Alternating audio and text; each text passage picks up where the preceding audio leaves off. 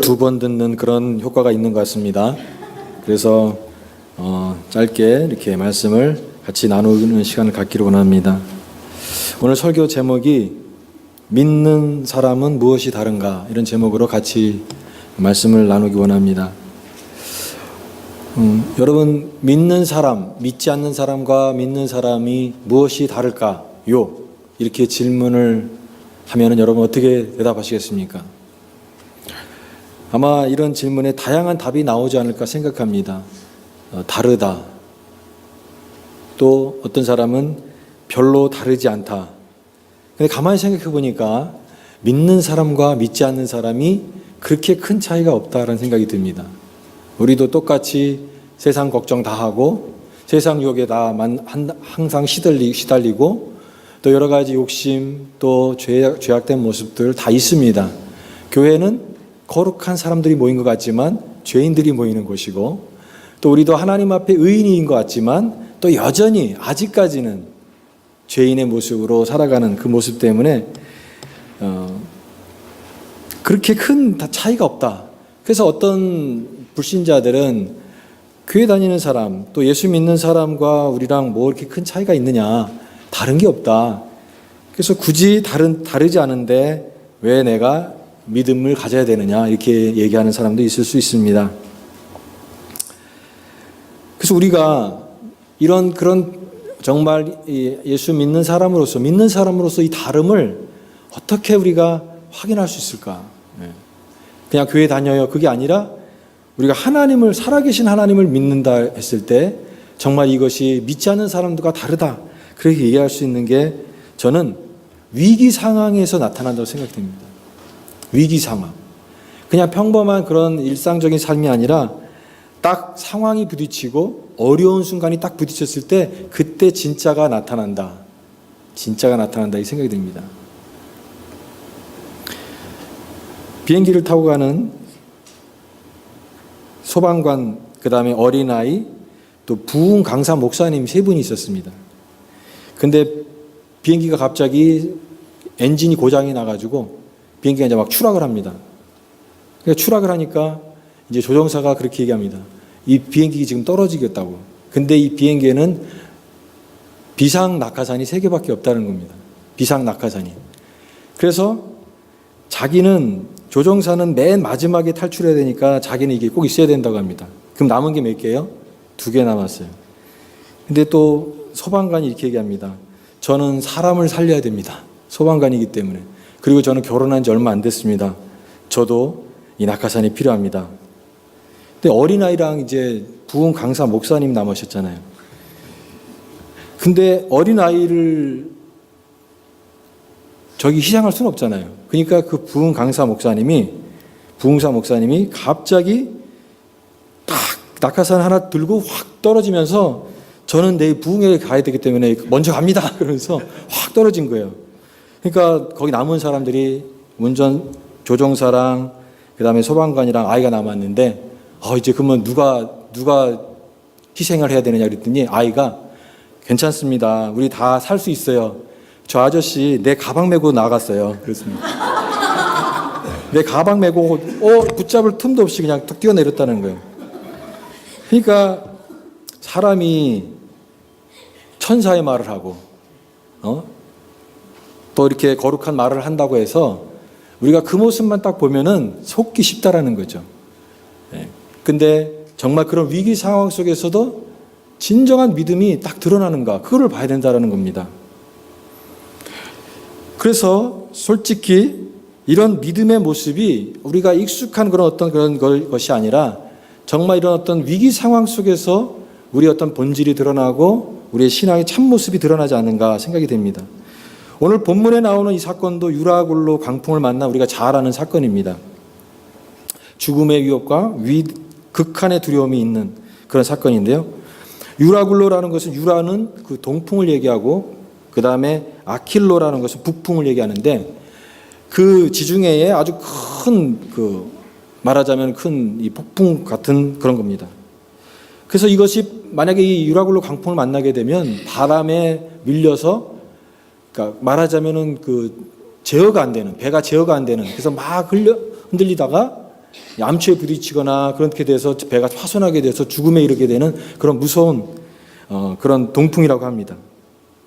제가 실감이 안 나가지고 영화의 퍼펙트 스톰이라고 하는 그 영화의 장면을 한번 다시 봤거든요.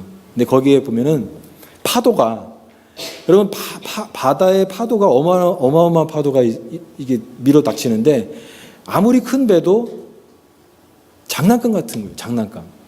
그래서 파도가 쫙 오면은 이 파도를 이게 넘어가야 되는데 웬만한 파도는 이게 넘어가지만 어마어마한 파도예요, 진짜. 이 몬스터 그 파도가 오니까 배가 이거를 한 100층 높이 올라가는 그 파도를 올라가는 거예요. 쫙 올라가는데 거의 더 올라가지 못하고 중간에 이렇게 넘어지는 그런 파도를 보면서 이 어마어마한 위기를 이거 보게 됩니다.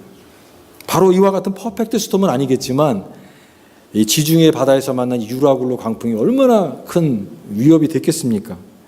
그런 위기를 당하게 될 때 사람들은 여러 가지 반응이 있습니다. 첫 번째 반응은 자기가 살 수 있는 일을 위해서 최선을 다하게 혼신을 다하는 것입니다. 오늘 말씀에도 19절 말씀에 보면은 자기들의 배의 어떤 기구까지도 다 버리고 어떻게든지 살려고 최선을 다해서 조금이라도 배를 가볍게 하기 위해서 하는 그런 모습 보게 됩니다. 그렇지만 계속해서 그들이 노력을 했지만 해와 달이 보이지 않고 어둠컴컴하고 계속해서 흑암이 있고 바람이 부는데 그들이 오늘 말씀 보니까 2주 동안 14일 동안 이렇게 표류를 하면서 이 풍랑 속에서 그들이 거의 큰 위기 속에 경험하게 되는데 그렇게 최선을 다해서도 안 되면 그 마지막 두 번째 반응이 뭐냐면은 포기입니다. 포기. 그 다음에 찾아오는 포기와 낙심이 있는데 20절 말씀 보니까 모든 노력을 다했고 그 풍랑이 그대로 그럼에도 불구하고 풍랑이 계속될 때 그들은 완전히 이제는 기브업하면서 이제 구원의 모든 여망이 다 없어졌더라 그렇게 얘기합니다. 여러분 인생의 제일 큰 위기가 뭔지 아십니까? 바깥에 오는 그런 환경과 변화도 물론 큰 위기겠지만 사람의 마음속에서부터 포기하고 또 사람의 마음속에서 낙심하게 되는 그런 것들을 통하여서 그 상황이 안고 있는 가능성을 절대 보지 못하고 그 상황 자체에 빠져나오지 못하는, 그래서 포기는, 절망은 죽음에 이르는 병처럼 그 영혼을 이렇게 가라앉게 만든다라는 거죠. 그래서 바로 이와 같은 이 포기와 낙심이 찾아와서 모든 그 배에 탄 사람들이 이제는 이제 죽었다, 이제 살아날 방법이 없구나, 그런 지금 위기에 겪고 있는 상황 속에서 사도 바울이 그 가운데 있다라는 겁니다. 우리가 교회에서 많이 쓰는 표현 중에 하나가 믿음은 환경을 극복한다라는 말을 많이 합니다. 믿음은 환경을 극복한다, 믿음은 환경을 극복한다라는 말을 우리가 머릿속으로 아는 것과 정말 그것을 나의 삶 속에서 체험적으로 아는 것과는 다르다라는 생각이 듭니다. 여러분은 정말 믿음이 환경을 극복한다라는 사실을 분명히 믿습니까? 네. 근데 여러분 진짜 환경이 딱 부딪히게 됐을 때 그 믿음이 흔들린다라는 거예요. 막상 딱 부딪히게 됐을 때, 정말 그런 유라굴로와 같은 광풍을 딱 만나게 됐을 때, 그 현장 속에 내가 있을 때 믿음이 과연 작동을 하느냐, 내가 정말 믿음 있는 사람처럼 행동하느냐.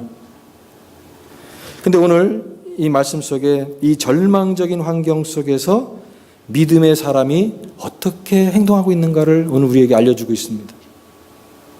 바로 바울의 모습인 것이죠. 바울이 믿지 않는 자와 거기 있는 모든 사람과 다 똑같은 환경이에요. 누구는 위험하고 누구는 뭐 덜 위험하고 그런 게 아니라 다 죽으면 다 같이 죽는, 그래서 한 배 탄 운명 공동체라고 얘기하지 않습니까? 한 배 탄 그런 사람들이에요. 근데 바울도 왜 두려움이 없었겠습니까? 사람인데 두렵고 이제 뭐 정말 죽을 수밖에 없는 상황에서 닥쳤을 때 얼마나 두려웠겠습니까? 그런데 바울은 이렇게 얘기합니다. 21절 22절 말씀, 여러 사람이 오래 먹지 못하였음에 바울이 가운데 서서 말하되 여러분이여 내 말을 듣고 그에 대해서 떠나지 아니하면 이 타격과 손상을 면하였더라면 좋을 뻔하였느니라. 내가 너희를 권하노니 이제는 안심하라. 너희 중 아무도 생명에는 아무런 손상이 없겠고 오직 배뿐이니라. 이제는 안심하라. 이렇게 바울이 담대하게 얘기하고 있는 그런 모습 보게 됩니다. 바울도 이와 같은 그런 변화가 언제 일어났냐면 사도행전 9장이 터닝 포인트였어요. 그 사도행전 9장에서 예수 그리스도를 만나고 나서 그의 삶이 완전히 달라졌는데, 여러분 이 환경 속에서 보게 되면은 낙심과 포기의 모습이 그에게 있지 않고요, 또 자기만 어떻게든지 살아야겠다라고 하는 그런 모습이 아니라 사실은 그런 사람들이 더 많죠. 아까 그 얘기처럼 나만 먼저 살려고 하는 그런 모습이 딱 그런 상황 속에서 있을 수 있는데, 그런 모습이었습니다. 다 두렵고 다 겁이 나는 그런 상황인데 바울은 그렇게 행동하지 않고 오히려 다르게 행동하는 그런 모습 보게 됩니다. 그런데 오늘 이 바울이 이와 같은 확신의 말을 하고 있는 22절 말씀에 내가 너희를 권하노니 이제는 안심하라. 너희 중에 아무 손상이 없겠고 오직 배뿐이니라. 여러분 절대 포기하지 마십시오. 기운을 내십시오. 배는 비록 깨지고 배는 손상되겠지만 여러분 한 사람도 죽지 않고 다 살아날 것입니다. 이렇게 담대하게 말하고 있는 이 바울. 우리가 어떻게 보면은 바울이 그렇게 말하는 게, 아니 자기 코도 석자인데 죽어가는 사람이 죽어가는 사람을 위로할 수 있겠습니까? 바로 그거 같은 그런 모습인데, 여러분 좀 더 힘을 내십시오. 이렇게 말하고 있는 것입니다. 저는 이 모습 속에서 믿는 사람의 다름을 보게 되는 것이죠. 여러분 저는 믿지 않는 사람과 다른 사람이, 저 사람이 정말 믿음의 사람이냐, 그 다른 게 뭐냐라고 했을 때 세 가지를 생각해 봅니다. 첫 번째는 뭐냐면 적어도 세 가지 있어야 된다고 생각돼요. 여러분도 다른 사람을 볼 때 그런 기준을 가지고 한번 다른 사람들을 보시기 바랍니다. 뭐냐면은 첫 번째, 그가 믿음의 사람이라고 한다면 가장 두려운 상황 속에서, 가장 모든 사람이 낙심하는 상황에 있다 할지라도 흔들리지 않는 사람이 되어야 됩니다. 흔들리지 않는 사람. 그러니까 믿음의 사람이라고 하는데 막 어려우면 막 흔들리고 막 두려워하고 막 절망에 빠지고, 그런 사람은 믿음의 사람이 아닐 경우가 많습니다. 두 번째는 그 확신과 담대함과 흔들리지 않는 마음을 가지고 다른 사람을 위로할 수 있느냐를 보십시오. 나만, 그 확신과 담대함을 가지고 나만 살겠다고 하는 사람은 믿음의 사람이 아니라는 것. 다른 사람을 돌아보고 그 확신을 가지고 다른 사람을 위로하는 그 모습이 있는가. 그 다음에 세 번째로는 그렇게 멋있으면서도 겸손할 줄 아는가. 이것이 내가 했습니다. 그게 아니라 하나님이 하셨습니다. 이렇게 얘기할 수 있는 그 겸손의 사람이었으면 좋겠습니다. 그래서 이 세 가지가 있느냐라는 거예요. 바울은 그 모습 속에서 바로 믿음이, 우리가 가지고 있는 믿음이 무엇이고 그 사명이 무엇이고 또 리더십이 무엇인지를 우리에게 보여주고 있습니다. 이번에 그 총회에 갔을 때 어떤 미국 장로교에서 그 자기네 교회의 미션 스테이트먼트를 이렇게 보여주는데 거기 그렇게 나오더라고요. 우리 교회는 이 지역 사회를 리드하기를 원합니다. 리드하는 교회. 근데 리드하는 그 교회는 뭐냐면, 리더는, 참된 리더는 뭐냐면 이 어려운 상황 속에 있을 때 lead, not leave 이렇게 돼 있어요.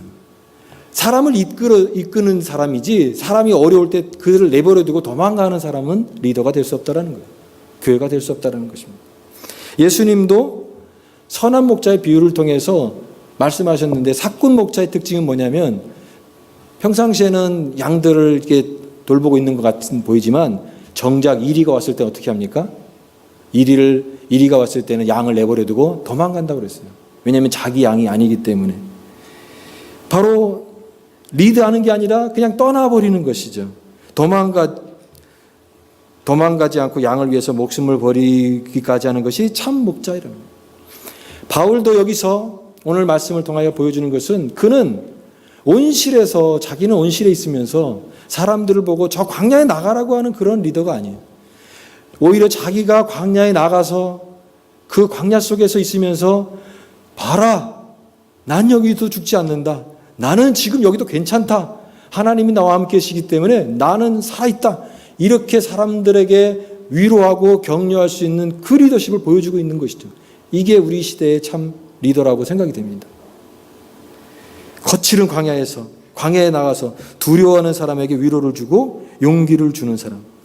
그래서 여러분, 리더십은 위기 속에서 빛나는 것입니다. 정말 어려움이, 상황이 와야 그가 참된 리더인지 참된 믿음의 사람인지 그때서야 드러나게 된다는 거예요. 그래서 바울은 이 극심한 상황이 오히려 하나님이 주신 기가 막힌 기회가 된 것처럼 보입니다. 여기서 바울이 하나님의 살아계심을 증거하는 기회가 되었고, 이걸 통해서 사람들한테, 이제 전에는 선주의 말을 듣고 선장의 말을 듣던 사람이 이제는 바울의 말을 주목합니다. 여러분이여 안심하라, 두려워하지 마십시오, 이렇게 얘기하니까 그 절망 가운데 있는 사람들이 다 바울의 말을 들을 수밖에 없는, 바울의 어떤 그 리더십을 통해서 살아계신 하나님의 그 역사를 증거하는 기회가 됐다라는 것입니다. 여러분, 그렇습니다. 위기는 그리스도인에게 기회인 줄 믿습니다. 위기를 통하여서 우리가 살아계신 하나님을 증거하는 그 기회가 될 수 있다는 것이죠. 그 상황 속에서 역사하신 하나님. 그래서 오늘 이 질문은 그것입니다. 그러면 무엇이 우리 믿는 사람을 다르게 하는가? 무엇이? 저는 이 말씀을 또 나누면서 염려되는 것은 뭐냐면, 이것이 성경에서 말하는 믿음의 1%의 영웅들의 이야기이겠거니라고 하는 것이 두려운 겁니다. 이거는 정말 믿음이 좋은 1%의 영웅들의 이야기지, 나 평범한 믿음을 가지고 있는 나한테는 해당이 안 되는 얘기야, 이렇게 생각할까 봐 좀 그게 두렵습니다. 아닙니다. 이거는 우리 모두의 이야기고, 하나님을 믿는 저와 여러분들의 가져야 될 그 다름이에요. 그 다름이 뭐냐? 그럼 바울이 이런 담대함과 용기를 가지고 이렇게 말할 수 있는 근거가 뭐냐라는 거예요. 무슨 근거를 가지고 이 사람이 그런 얘기를 할 수 있느냐? 저 사람이 저렇게 말하는데 이 풍랑 속에서 저렇게 담대한 용기가 도대체 어디서 났을까? 궁금하게 생각했을 것입니다. 저 사람 뭘 믿고 저렇게 지금 큰 소리 치지? 그렇게 얘기했을 것입니다. 그런데 이 놀라운 바울의 말과 이 놀라운 행동과 이 다름은 그의 개인적인 어떤 뛰어난 능력 때문에 나온 것이 아닙니다. 바로 그 비결은 오늘 본문 말씀이 23절에 나옵니다. 이 23절에 나오는 이 바울의 고백에서 잘 나타나요. 그게 23절에 나의 속한 바 곧 나의 섬기는 하나님의 사자가 어젯밤에 내 곁에 서서 말씀하셨다. 내 곁에 서서 말씀하셨다라는 거예요. 저는 이 본문에 나오는 이 본문 중에 가장 중요한 핵심 구절이 바로 이 말씀이라고 생각이 됩니다. 주께서 내 곁에서 말씀하셨다. 내 곁에 서신 주님이에요. 어젯밤에 내 곁에 서서 계시는 주님. 비록 바깥은 풍랑이 일고 비바람이 치고 배 위험이 있고 죽음의 생사를 지금 기로에 서 있는 그런 환경이다 할지라도 바울은 그 밤에 하나님의 임재를 경험했던 것입니다. 그때 하나님께서 말씀하신 거예요. 내 곁에 서서 말씀하신 거예요. 내가 너와 함께 하겠다라고 하는 그 하나님의 음성을 들은 바울은 이제 그 바다가 보이지 않습니다. 풍랑이 보이지 않고 파도가 보이지 않고 내 곁에 계신 그 주님이 보이기 시작할 때 그 마음속에 담대함과 확신이 나오게 된 것입니다. 내 곁에 계신 주님. 근데 여러분, 이 표현은, 바울의 고백은 여기에 처음 나오는 게 아닙니다. 사도행전은 여러 부분에 이런 표현이 나오는데 23장 11절에도 보면은 예루살렘 공회 앞에 잡혀갔다가 극적으로 풀려나는 그런 장면이 나옵니다. 그때 유대인들이 바울을 죽이기 전까지는 내가 먹지도 않고 마시지도 않겠다고 동맹한 사람이 40명이 된다고 기록되어 있습니다. 그러니까 바울을 죽이려고 하는 그런 사람들이 그렇게 많았는데 그 상황 속에서 바울이 그날 밤에 하나님의 음성을 듣습니다. 그때에도 바울 곁에 서서 이르시되 담대하라, 내가 예루살렘에서 나의 일을 증거한 것 같이 로마에서도 증거하여 하리라. 이런 말씀을 듣습니다. 여러분, 비밀은 무엇입니까? 비밀은 그것입니다. 내 곁에 계신 주님. 내 곁에 계신 주님. 나에게 말씀하시는 그 주님. 그것이 이 사도 바울을 다르게 했다라는 것이죠. 가장 어려운 상황 속에서 주님께서 바울의 곁에 계시면서 말씀하시는 것이죠. 여러분, 우리 그리스도인들이 결국은 우리가 다른 믿지 않는 사람들과 다를 수 있다라고 하는 것은 바로 이것입니다. 주님과의 관계 때문에 다른 것입니다. 주님과의 관계 때문에. 내가 주님과 가까이 있을수록 그 다름이 드러날 것입니다. 그러나 주님과 내가 멀어지면 멀어질수록 그 다름은 점점 옅어질 것입니다. 사랑하는 여러분, 주님은 멀리 계시는 주님이 아니라 내 곁에 가까이 계시는 주님인 줄 믿습니다. 여러분, 우리가 낙심하고 힘을 잃은 사람, 주변에 여러 가지 인생의 풍랑을 만나서 좌절하고 두려워하고 근심하는 사람들을 위로할 수 있는 비결은 무엇입니까? 그것은 내 능력에서 나온 것이 아닙니다. 그것은 내 안에 나와 함께 하시는 그 주님, 그 주님에 대한 믿음에서 나오는 줄 믿습니다. 그 믿음을 가지고 우리는 세상을 위로할 수 있고 다른 사람들을 무너져가고 낙심하고 흔들리는 사람들을 붙잡아 줄 수 있는 위로의 사역자가 될 수 있다는 것입니다. 여러분, 두 번째로는 무엇이 믿음의 사람을 다르게 만듭니까? 그때에 바울이 그 유라굴로 광풍 속에서 주님의 사자로부터 들었던 하나님의 음성이 무엇입니까? 바로 그것은 바울아 두려워 말라 내가 가이사 앞에 서야 하겠고 로마에 가서 하나님께서 너와 함께한 행선자를 다 너에게 주셨다. 너는 반드시 로마의 가이사 황제 앞에서 복음을 전할 것이다. 바로 그 사명의 자리, 사명으로 부르시는 그 하나님의 분명한 음성을 그가 들었습니다. 너는 틀림없이 가이사 앞에 서게 될 것이다. 이 얘기는 뭐냐면 바울은 죽지 않고 아무리 지금 풍랑이 있다 할지라도 살 뿐만 아니라 로마에 가서 결국은 복음을 전하게 될 것이다. 그 예언의 말씀을 주신 것이죠. 이것이 그의 사명이고 그의 부르심입니다. 여러분, 그 사명이 정말 분명한 것이라고 한다면 어떠한 어려움, 어떠한 우여곡절을 겪는다 할지라도 그 사명은 결국 이루어집니다. 왜냐하면 사명이기 때문에.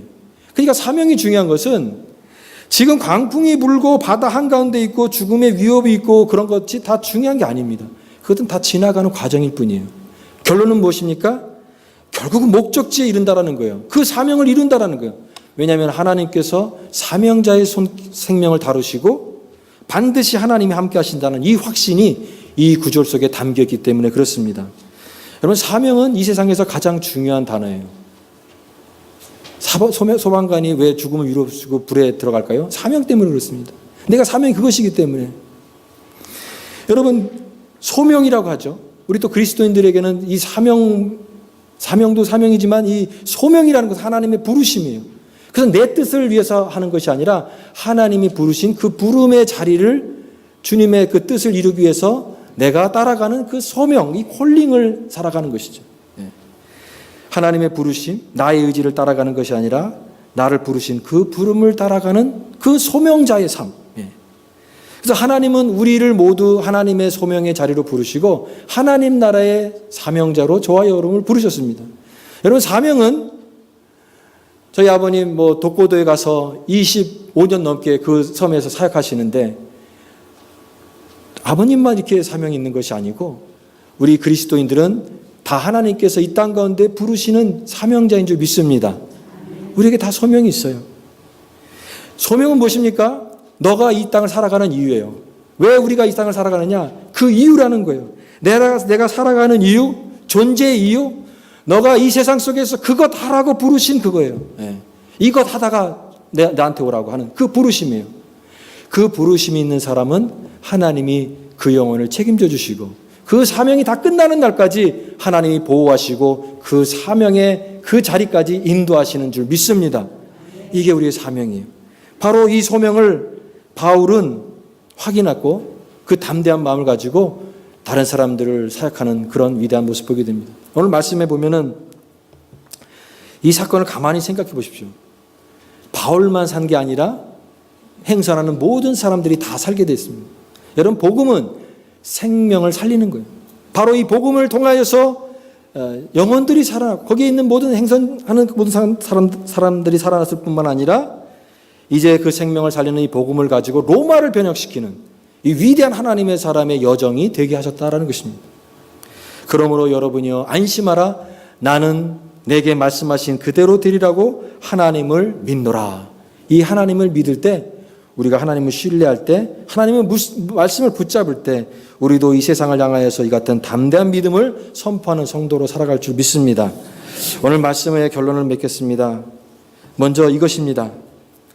여러분, 우리의 다름은 위기 속에서 빛나야 됩니다. 정말 어려울 때 여러분 다른 사람이 되십시오.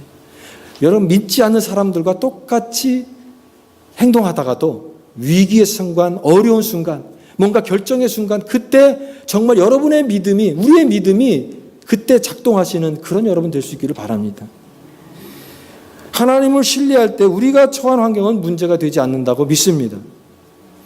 본문에서도 이런 절망적인 상황 속에서 이것을 통하여 오히려 살아계신 하나님을 증거할 수 있었어요. 하나님을 담대하게 선포할 수 있었습니다. 안심하라. 나는 내게 말씀하신 그대로 되리라고 하나님을 믿노라. 이스라엘 백성들이 출애굽을 해서 가장 그들에게 극적으로 하나님을 체험한 사건은 출애굽 모든 과정 속에서 바로 홍해 바다를 건너는 순간입니다. 뒤에는 애국 군대가 쫓아오고 앞에는 홍해 바다가 나와 있는 상황 속에서 그들은 죽을 수밖에 없는 그런 상황 속에서 그때 하나님이 모세를 통하여서 말씀하시죠. 너희는 두려워 말고 가만히 있어서 여호와께서 오늘날 너희를 위하여 행하시는 구원을 보라. 너희는 가만히 있어서 오늘날 그 하나님이 살아계신 역사를 보라. 가장 절망적인 상황 속에서 하나님의 구원을 보라라고 말씀하십니다. 바로 유라굴로 광풍 속에서 바다 한복판 속에서 그러므로 여러분 안심하십시오. 위로와 확신과 담대함으로 하나님을 경험하게 하시는 것입니다. 사랑하는 여러분 인생 속에도 이와 같은 풍랑이 일고 어려운 파도가 일 때 여러분 두려워하지 마시기 바랍니다. 그 속에서도 반드시 하나님의 뜻과 계획이 있는 줄 믿습니다. 위기가 오고 어려움이 부딪힐 때 여러분 믿음이 없는 사람처럼 그렇게 우왕좌왕하지 마십시오. 믿음이 없는 사람처럼 말하고 행동하지 마십시오. 믿음의 사람, 사명을 가진 사람처럼 말하고 행동하십시오. 그래서 하나님의 영광 살아계심을 드러낼 수 있는 저와 여러분 되시기를 바랍니다. 그리고 두 번째 중요한 것은 무엇입니까? 이것은 내 능력에서 나오는 것이 아닙니다. 내가 무슨 어떤 그런 굉장한 사람이 되어서 그런 것이 아닙니다. 오늘 바울도 그 능력이 어디서 나옵니까? 바로 그 풍랑 있는 바다 가운데 나와 함께 하신 주님. 내 곁에 나와 함께 하신 그 주님. 내가 반드시 가이사 앞에 서야 하리라. 그 사명의 땅으로 부르시는 그 하나님의 부름 앞에서 그는 다른 사람과 다른 그런 놀라운 행동을 했던 것입니다. 기독교의 리더십은, 이 신앙의 다름은 바로 이 주님과의 친밀한 관계 속에서 나옵니다. 여러분, 주님과의 관계 속에 집중하십시오. 주님의 살아계신 그 은혜를 경험하십시오. 주님과 더 깊은 그런 은혜를 경험하게 될 때 우리는 이 풍랑이 있는 이 세상 속에서도 세상 사람들과 같이 흔들리는 것이 아니라 오히려 그들을 위로하고 그들을 인도하고 하나님의 살아계심을 증거하는 위대한 하나님의 사람으로 쓰임받게 될 줄 믿습니다. 오늘 이 주님의 놀라운 은혜가 이제는 안심하라. 나는 내게 말씀하신 그대로 되리라고 하는 하나님을 믿노라. 이 간증과 고백이 저와 여러분의 간증과 고백이 되시기를 주님의 이름으로 축원합니다. 아멘. 오늘 말씀을 기억